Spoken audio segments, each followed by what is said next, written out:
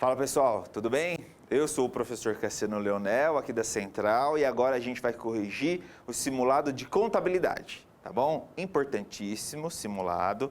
A gente precisa fazer simulado para saber onde a gente está andando, onde a gente está pisando, o que tem que melhorar, o que tem que reforçar, o que a gente tem que entrar em desespero e estudar muito, tá? E aquilo que a gente já pode dar uma desacelerada porque a gente já entendeu. Vamos com calma, simulado bastante abrangente que foi desde contabilidade geral até análise de balanço, tá? Deixa eu ressaltar para você que esse simulado a gente tentou refletir um pouco da prática, um pouco das características da VUNESP, tá? Então, as questões têm como plano de fundo VUNESP, tá ok? Vamos lá, vamos corrigir. Questãozinha de análise de balanço. Dá para errar uma questão dessa? Não dá não. O problema de análise de balanço é lembrar de todas as fórmulas, mas aí não tem para onde fugir, é estudar e decorar e revisar incessantemente, incansavelmente, tá bom? Olha só, essa questão pediu para a gente o índice de liquidez corrente. E a gente sabe que para calcular o índice de liquidez corrente, a gente precisa do ativo circulante e do passivo circulante. Mas ele não deu para a gente ativo circulante, passivo circulante, mas deu caminhos, alternativas para chegar nessas informações. E aí, o nosso trabalho na hora da prova é não entrar em desespero, lembrar das fórmulas e encontrar o melhor caminho para chegar no ativo circulante e no passivo circulante que você precisa para calcular o índice de liquidez corrente, tá bom? Eu vou te mostrar o caminho necessário para chegar no gabarito. Olha só, a gente não tem ativo circulante e passivo circulante, mas a gente consegue chegar usando qual índice? De rentabilidade do ativo. Aí não tem para onde fugir, tem que lembrar que o índice de rentabilidade do ativo é igual lucro líquido dividido pelo ativo total da empresa. O lucro líquido, o examinador deu para a gente, que é de 20 mil reais. E o índice de rentabilidade do ativo também, 4%. Colocando na fórmula, você chega num ativo de 500 mil reais. Tá ok? Ah, professor, mas não é tão claro. Talvez não seja tão claro, né, nesse momento inicial dos seus estudos, mas com o passar do tempo, revisando e fazendo as questões, você vai ver que faz sentido.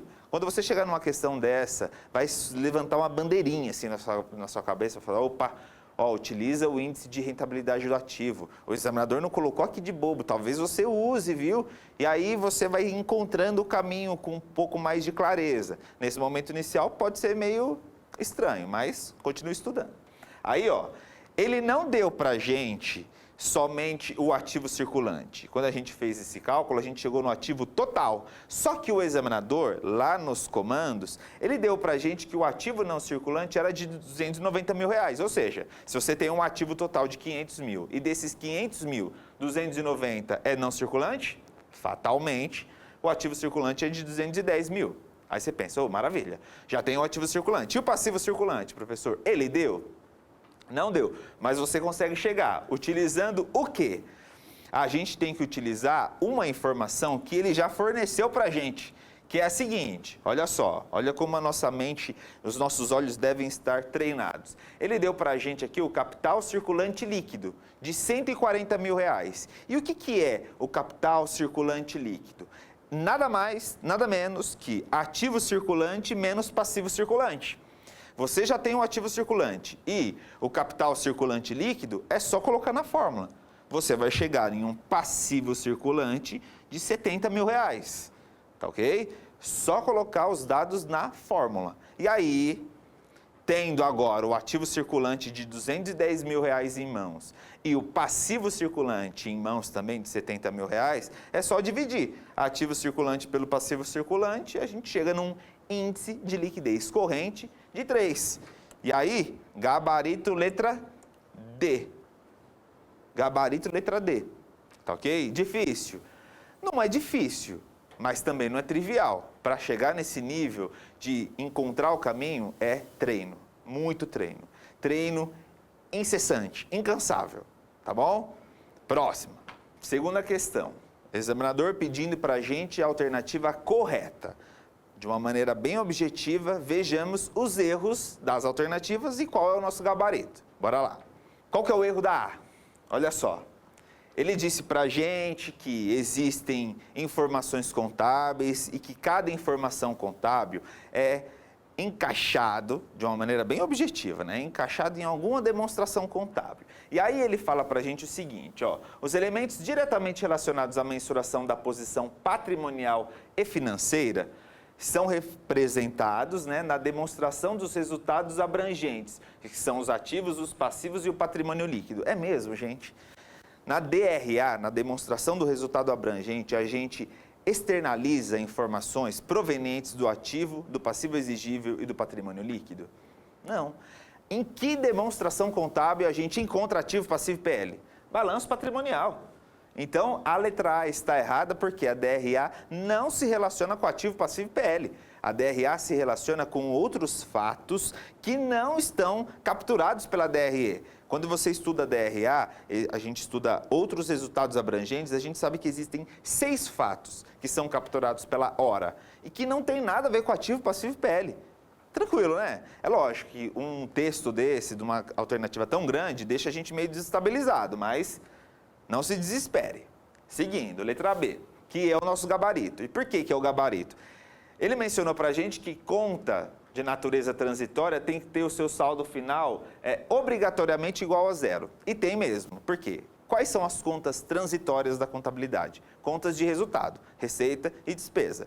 E a conta de receita e despesa ela tem que ser igual a zero no final do período. Tá, ok? Diferentemente do ativo, do passivo e do PL, que são contas permanentes, que se acumulam com o passar do tempo. Tá, ok? E ainda disse que a venda com lucro de determinado bem imóvel não utilizado na atividade principal da empresa constitui um fato misto aumentativo. E é sim.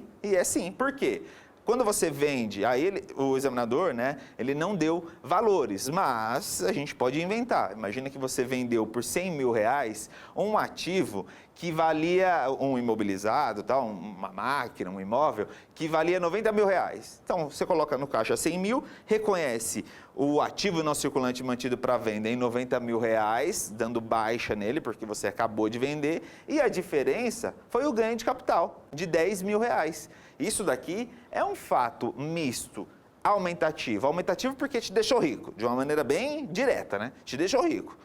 Ganho de capital, então é aumentativo. E misto por quê?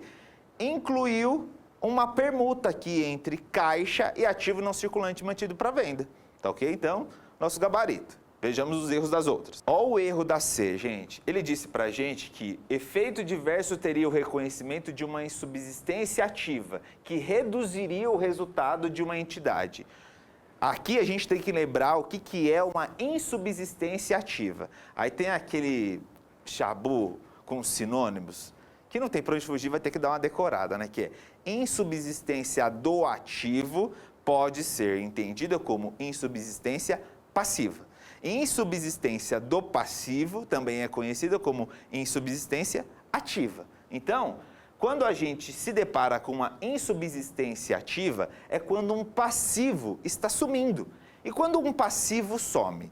Imagina que você tem uma obrigação na sua empresa e o seu passivo desaparece, você dá baixa nesse seu passivo. Isso é ruim para você, te deixa pobre, ou é bom, te deixa rico, você não está devendo para ninguém?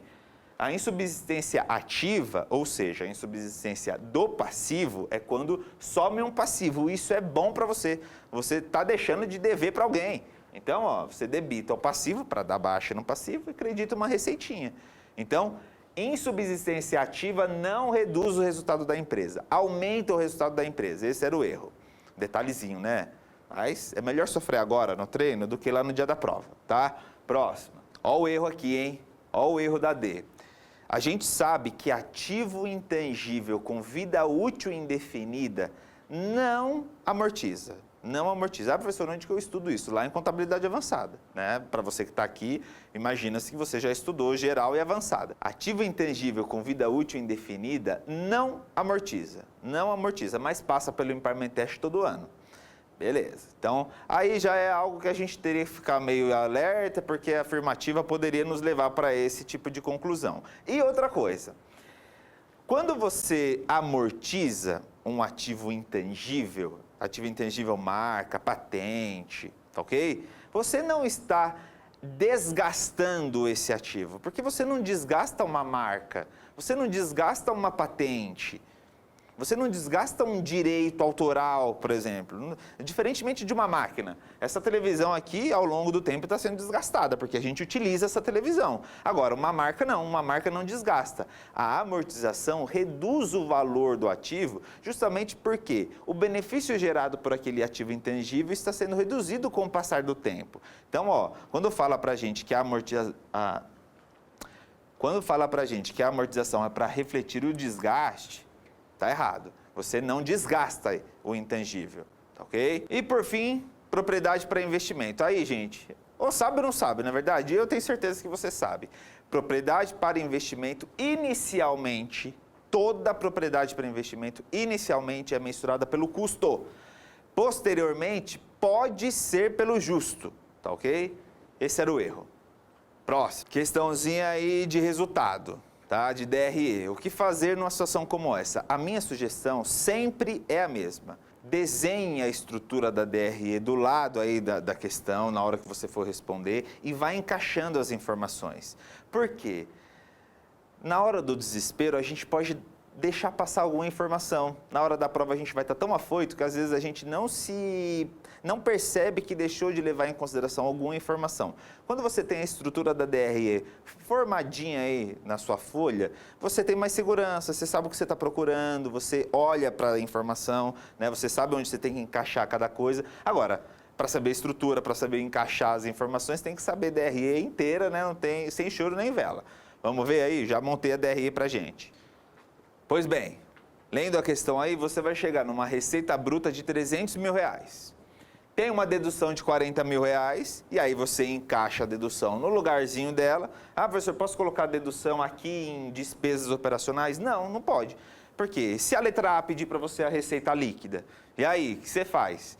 Por isso que é melhor encaixar as informações cada um no seu quadrado. Tirando 40 de 300, você chega em 260, que é a nossa receita líquida. CMV de 130 mil, e tudo isso está lá no texto da questão. Está vendo como é importante já ter a estrutura do ladinho aí da questão? Porque aí você não se perde. Resultado operacional bruto, 130 mil. Aí o examinador, né, mencionou para a gente que a empresa ainda incorreu uma despesinha de 2 mil, ou seja, chegamos em um resultado operacional líquido de 128 mil reais. Também mencionou a venda com lucro de um ativo não circulante, que gerou um ganho de capital de 5 mil reais. Ganho e perda de capital entram aqui, em outras receitas e despesas, ponto, do jeito que a gente vê lá na teoria.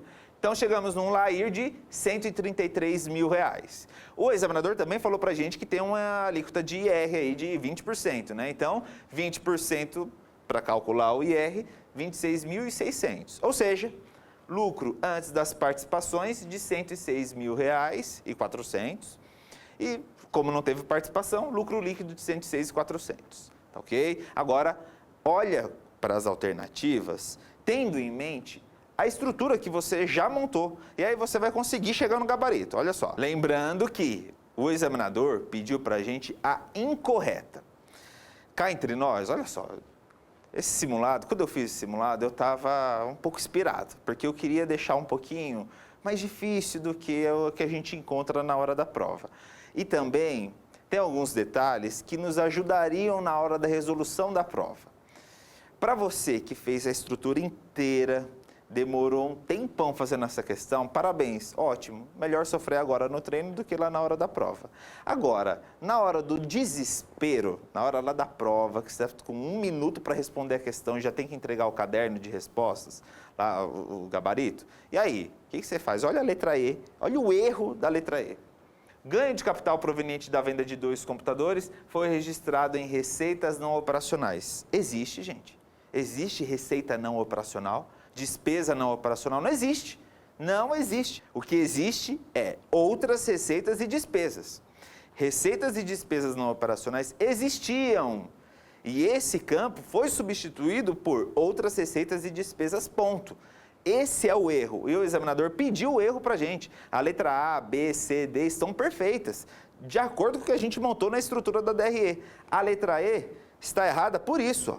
Não existem receitas não operacionais.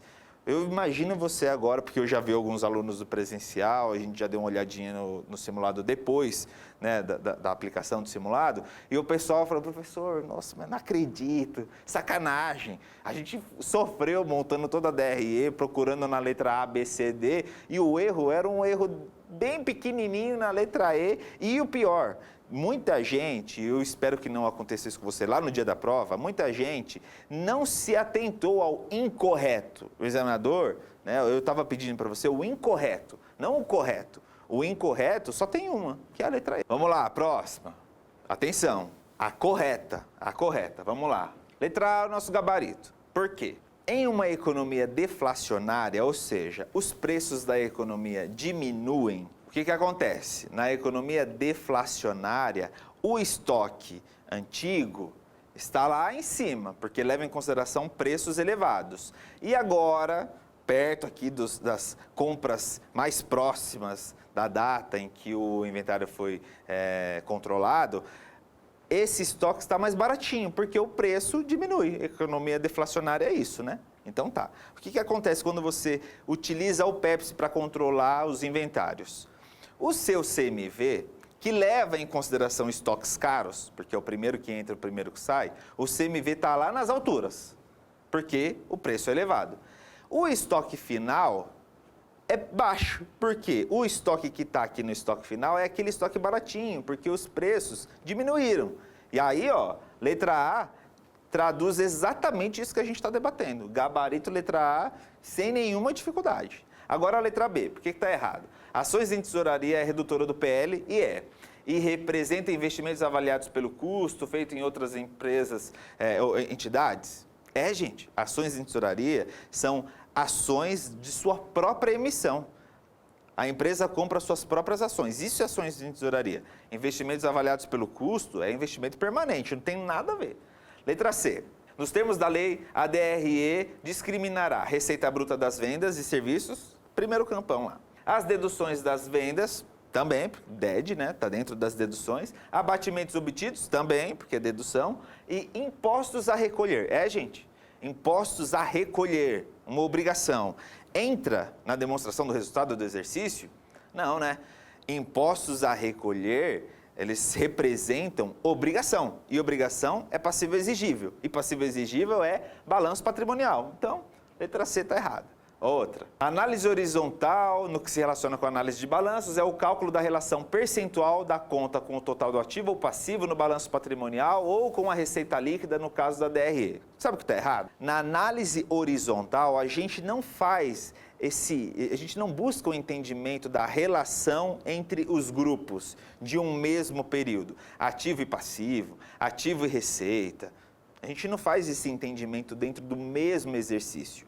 Na análise horizontal, a gente tenta entender a evolução das contas ao longo dos tempos, né? De 2010 a 2019, por exemplo. Isso é análise horizontal, de ano a ano, não a vertical, que é grupos do mesmo exercício. Esse era o erro. Facinho, né? E a letra E? Independentemente da fidedignidade de um fato contábil reconhecido por uma entidade, deve-se aplicar a primazia da essência sobre a forma. Caiu, né? Caiu.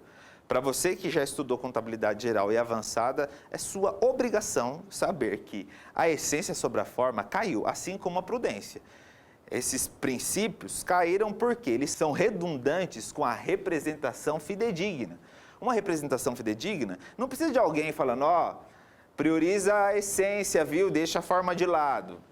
Também não precisa de alguém falando, reconheça ativos menores e passivos maiores, porque quando você faz uma representação fidedigna, como é a regra atual da contabilidade, você representa a verdade, a honestidade, o que você tem de ativo, o que você tem de passivo. O que é, não precisa alguém ficar falando, primazia da essência sobre a forma, viu? Deixa a forma de lado e prioriza a essência. Caiu, e caiu o ano passado. Então, se cair na nossa prova, aí uma questãozinha começa, você não me erra um negócio desse, tá?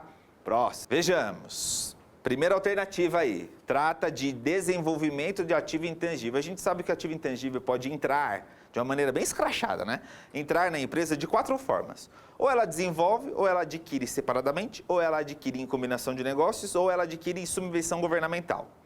Quando a empresa desenvolve um ativo intangível, a gente tem que lembrar das duas fases, a fase de pesquisa e a fase de desenvolvimento. Na fase de pesquisa, tudo que a empresa gasta é despesa, e na fase de desenvolvimento pode ser custo, desde que seja pós-viabilidade econômica. E é exatamente o que a gente precisava saber para chegar na alternativa A, entendendo que ela está correta. Ela está correta, porque os gastos com o desenvolvimento do produto, após estudos técnicos demonstrarem que o produto era viável, ou seja, esses custos envolvidos no desenvolvimento de um ativo intangível pós-viabilidade econômica no desenvolvimento, estamos mensurando o custo do ativo intangível que será refletido lá no balanço patrimonial. Então, certinho. A letra B, despesa antecipada. Dá para errar, gente? Despesa antecipada não dá, não. Pelo amor de Deus, despesa antecipada são os primeiros assuntos que a gente estuda lá em contabilidade geral. Despesa antecipada, por exemplo, seguro antecipado. Quando você paga o seguro do seu carro em janeiro de todo ano. Você paga em janeiro, mas para usufruir do seguro ao longo do ano inteirinho. Então, quando você paga lá em janeiro, você debita um seguro antecipado, ativo, direito, e credita o caixa, porque de algum lugar você tirou esse dinheiro, não é verdade? Então, tá certinho. A letra C. Tá errada por quê? Por que a letra C está errada? O regime de caixa, ele não se preocupa com as previsões de efetivos pagamentos e ou recebimentos. O regime de caixa se preocupa com dinheiro entrando, dinheiro saindo. Existem dois regimes, competência e caixa. O de caixa, dinheiro entra, dinheiro sai. Regime de competência, fato gerador, previsões de quando o negócio vai acontecer. Fato gerador da receita que eu vendi de um curso hoje, eu reconheço a receita hoje, porque o fato gerador foi hoje. Muito embora eu só tenha a previsão para receber esse dinheiro lá em 2030. Hoje eu já reconheço a minha receitinha de venda de apostila porque o fato gerador aconteceu hoje. Então esse era o erro mínimo da letra C, que é o nosso gabarito que está pedindo incorreto, né? E aí, e a letra D? Dá para errar uma dessa, gente? Pelo amor de Deus, você não me erre um lançamentinho desse, que era compra de um carro, metade à vista, metade a prazo. Você debita o carro para colocar ele lá dentro do balanço patrimonial. Credita o caixa de 50, porque metade do dinheiro você tirou para pagar à vista, e metade para reconhecer o financiamento lá no passivo. Você fica rico? Você fica pobre? Ou você fica na mesma? Na mesma. Fato permutativo. E segunda fórmula, por quê? 11, 12, 21, 22. Um débito, dois créditos. Segunda fórmula, você não me erra um negócio desse, pelo amor de Deus, tá? Para isso tem que revisar, né? Revisa contabilidade geral. A gente tem um sério problema com contabilidade geral, sabe por quê? Quando você estuda contabilidade avançada, é um mundo novo, difícil, cheio de detalhes. Aí a gente deixa a contabilidade geral de lado. Não faça isso. Na hora da prova, não sou eu que vou montar sua prova, muito menos você, não é verdade? Então a gente tem que ter preparado para tudo. O que o examinador pedir, a gente acerta. Próxima questão, que traz para a gente mensuração de ativo não circulante, imobilizado e depreciação. Olha, eu tentei seguir a mesma forminha da VUNESP, tá? Não adianta brigar comigo. Ela fez uma prova esses dias aí, dias atrás, pedindo exatamente assim o que eu fiz, foi só dar um plus, né? Dar uma pequena piorada, tá? Pra gente se preparar, sofrer aqui no treinamento. Ó, primeira dificuldade que você pode encontrar é o seguinte, não cumulatividade. Ou seja, quando o examinador fala pra gente não cumulatividade, isso quer dizer que a gente vai recuperar os impostos possivelmente recuperáveis. Então, era a primeira dica. Segunda dica, peças sobressalentes. Peças sobressalentes, quando a gente estuda lá em imobilizado e contabilidade geral, a gente vê que peça sobressalente deixa o custo do nosso imobilizado maior, tá ok? Entretanto, a peça sobressalente não é depreciada. E aí que estava o X da questão, porque você tinha que lembrar de todas essas definições e calcular tudo. Vamos ver? Já montei o cálculo aí pra gente? Vamos ver? Olha lá, mensuração do custo do nosso ativo. Preço de compra, tributos recuperáveis. Aí você pode pensar, professor, mas e aí, como que eu ia fazer esse negócio de tributo recuperável? Porque em nenhum momento ficou tão claro para mim. Ficou sim. No finalzinho, lá que eu ressaltei para você, da não cumulatividade, é a estratégia da VUNESP para dar aquela desestabilizada na gente. E a gente não desestabiliza porque você já está sabendo disso agora, que eu já estou cantando a bola para você. Imposto de importação deixa o nosso imobilizado mais caro, assim como o frete, gastos com desembaraço, gastos com preparação, peça sobressalente deixa o nosso imobilizado mais caro. Então, a gente chega num custo do imobilizado de R$95 mil. Beleza. Aí depois, a gente tem que depreciar esse ativo. Valor residual, 10 mil. Então, 95 menos 10 mil, o examinador deu para a gente esses 10 mil. Peça sobressalente, aqui está o X da questão. Peça sobressalente não deprecia, até que seja colocada em operação. Então, essa peça sobressalente a gente tira do cálculo. Ah, professor, mas aonde que ficou tão claro assim que a peça sobressalente não está na operação? Eu disse que está. Se não disse, não dá para inferir que está, né? A peça sobressalente fica paradinha lá no estoque da empresa, esperando para entrar na jogada. Até que ela entre, ela não é depreciada. E o valor depreciável de R$81 mil. Aí, gente, é calcular, né? Saber fazer depreciação tem que estar no sangue aí de quem vai passar. Então, depreciação acumulada. A gente pegou R$81 mil, que era o valor depreciável, dividimos por 108 meses, que é ali a vida útil, e multiplicamos por 11 meses, porque o examinador deu para a gente meses quebrados. Cuidado que não deu para a gente um ano inteiro, né? Aqui, 9 anos, só que essa máquina ela não foi utilizada por um ano inteiro, só por 11 meses. Então, chegamos num valor de 8.250, gabarito letra D de dado. Trivial? Nem um pouco. Mesmo porque tinha essa questão da recuperabilidade dos impostos que estava no finalzinho da questão e a peça sobressalente, tá? Mas melhor sofrer aqui no treino, não é verdade? Ir lá no dia da prova, sair rindo da prova, tá?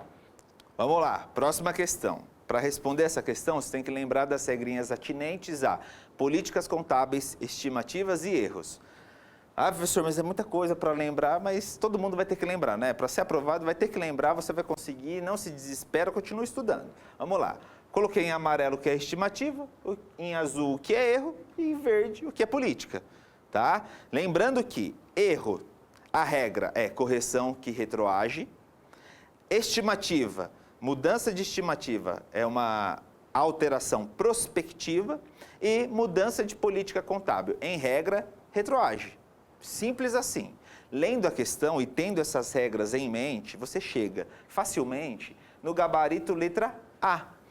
A primeira e a segunda não estão adequadas, por não terem sido aplicadas de acordo com o princípio da neutralidade e por não atender às normas pertinentes a estimativas e erros. E né? Porque tem uma regrinha a ser aplicada em erros, estimativas, políticas. E não tem flexibilidade. Não é de acordo com o julgamento da empresa, do contador, do auditor. Não. A regrinha tem que ser seguida. E não foi. Então, essa demonstração contábil aqui, esses fatos, não são neutros. Eles não atenderam às normas pertinentes a estimativas e erros. E a terceira, não constitui mudança na política contábil. Por quê? Quando uma empresa procede à adoção de uma política contábil para transações, outros eventos ou condições que se diferenciavam em essência daqueles que ocorriam anteriormente, ou seja, é coisa nova, mudou, a essência mudou. Não dá para falar que a política contábil mudou. O que aconteceu é que um fato novo, diferente, surgiu no mundo da empresa. Não dá para falar que é uma mudança de política contábil. Isso daqui não é uma mudança de política contábil, tá bom? Gabarito letra A. Próxima questão. Deu uma viajada no edital aí, deu para perceber, né? Lá de contabilidade geral até análise de balanço, passando por mais-valia e goodwill. Para calcular goodwill e mais-valia, a gente não tem o que fazer, é comparar valor pago justo contábil, goodwill e mais-valia. Só isso. Diferença entre pago e justo, goodwill. Diferença entre justo e contábil, mais-valia.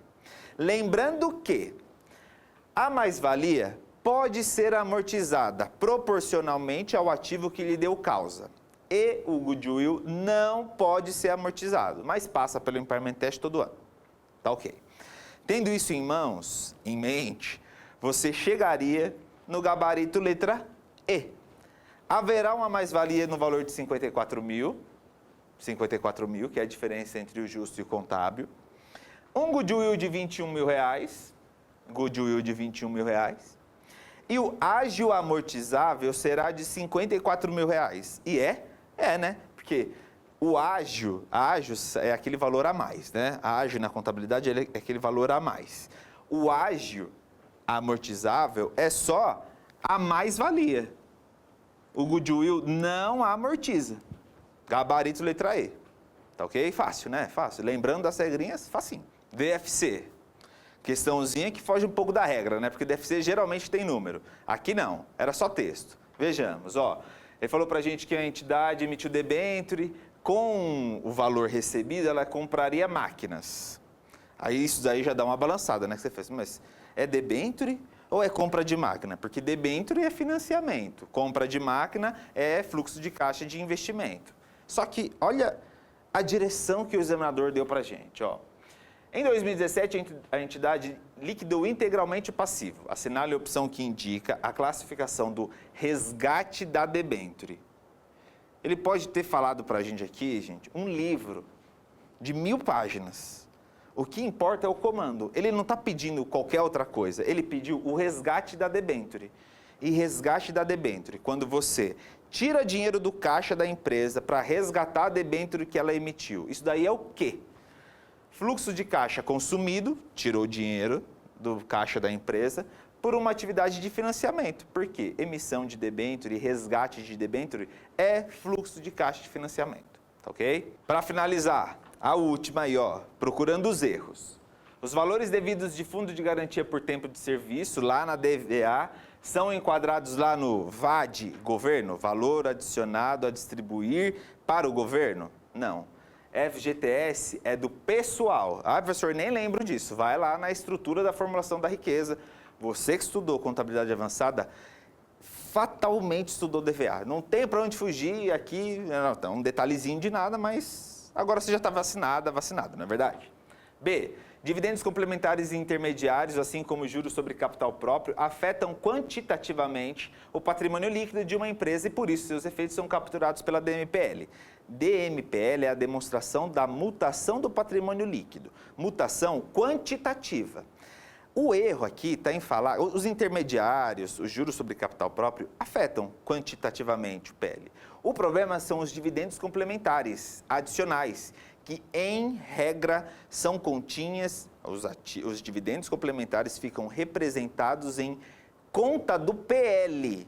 Conta do PL é uma exceçãozinha que a gente estuda lá em contabilidade geral e o examinador pode pegar a gente na curva. Poucas questões já pediram dividendos adicionais, complementares. Agora, mais uma questãozinha. Você vai errar, gente? Não vai errar não, porque você está vacinada, está vacinado, sabe que dividendo complementar adicional, em regra, é conta do PL. A gente estuda isso em contabilidade geral. Próximo. Variações negativas dos ativos financeiros mantidos para a venda são refletidas em despesa financeira? Na DRE? Não, né? Na DRE, não. Na hora. Ora, outros resultados abrangentes, são aqueles 6 fatos que são capturados pela hora. Professor, eu nem lembro, nem de um, que em mais de 100. Vai lá nas suas anotações, no seu material e revisa. E grava, e decora aquele negócio e vai para a prova. Para você que tivesse esses negócios decoradinhos, você saberia que não é o gabarito, né? Letra D. Os gastos com emissão de ações bem-sucedida afetam o resultado da empresa emitente na DRE. Tá errado, hein? Tá errado. Por quê? Quando a emissão de ações é bem-sucedida, os gastos com essa emissão são refletidos em uma conta redutora do PL. Quando a emissão é mal-sucedida, aí sim, numa emissão de ações mal-sucedida, os gastos são reconhecidos como despesa. Professor, onde que eu encontro isso? Contabilidade geral, dentro dos estudos de patrimônio líquido. Você vai se desesperar? Não. Isso aí vai te dar uma força a mais para estudar. Volta lá e revisa, tá? E por fim, as normas contábeis permitem tratar dividendos e juros sobre capital próprio pagos como atividade operacional. E né? Tá certo. Mas recomenda fortemente a classificação como atividades de financiamento em DFC. Certíssimo. Tem que tomar cuidado porque existem alguns fatos, quais? Juros, dividendos e juros sobre capital próprio, que tem aquela classificação encorajada pelo CPC e a alternativa. A letra E está certinho. Traz para a gente a encorajada e a alternativa. A encorajada e a alternativa. O que você faz com uma questão dessa? Tem para onde fugir, gente? Parece meio redundante, né? Não tem. Tem que voltar lá nas suas anotações, que eu tenho certeza que você que estudou DFC passou por isso. e dar uma pequena decorada, encravar esse negócio dentro de você, ir para a prova e acertar, tá bom? Pois bem, simulado trivial, facinho? Não, né? E essa também não era a intenção. Quando a gente começou a montar o simulado de contabilidade e de auditoria, a nossa intenção era refletir como a VUNESP poderia pedir para a gente na hora da prova. A minha intenção aqui em contabilidade foi deixar a nossa vida um pouquinho mais complicada, né? Porque é melhor sofrer aqui no treino, fazer o simulado chorando, mas no dia da prova, fazer a prova sorrindo, tá bom? Essa é a intenção, de fazer um simulado um pouquinho menos fácil. Tá? Um pouquinho menos trivial. E eu acho que deu para sentir como o examinador, se quiser apertar a gente, como ele pode fazer. Minha sugestão, ficou com dúvida? Revisa. Porque para você que fez simulado, infere-se que você já estudou, contabilidade geral e avançada. Para você que ainda não estudou, tudo isso daqui é grego, aramaico, na verdade. Então, espera, estuda para depois fazer o simulado. Para você que já estudou, professor, eu tenho que me desesperar se eu já estudei contabilidade e não fui tão bem no simulado? Sim, tem sim. Porque agora é a hora de afiar esse facão, tá? Agora é a hora de revisitar as matérias e revisar. Encravar dentro de você toda essa matéria, chegar na hora da prova e gabaritar. Como que você faz isso? Revisando. Uma vez, duas, três? Não. Dezenas. Dezenas. A minha expectativa é que você, com o passar do tempo, consiga fazer esse simulado numa boa. Ficou com dúvida? Assiste de novo. Aproveita toda essa explicação que foi dada para incrementar os seus estudos, tá bom? E não deixe de estudar. Próximo simulado já está chegando, está aí daqui a pouco, daqui uns dias praticamente. E aí a gente se diverte de novo, fazendo questõezinhas um pouquinho mais difíceis, comentando aqui com vocês, afiando o facão. Chegar lá no dia da prova, a gente passa nessa prova aí e depois vai pensar, nossa, como contabilidade é fácil, como eu sofria antes, agora eu não sofro mais, por quê? Porque você estudou, tá bom? Se precisar de qualquer coisa, é só entrar em contato com a gente. Se você quiser mandar e-mail para tirar alguma dúvida específica, manda e-mail, a gente responde, não tem problema nenhum. O importante é você aprender e, mais importante ainda, passar, tá? Até mais, continua estudando, não desiste. Abraço, tchau.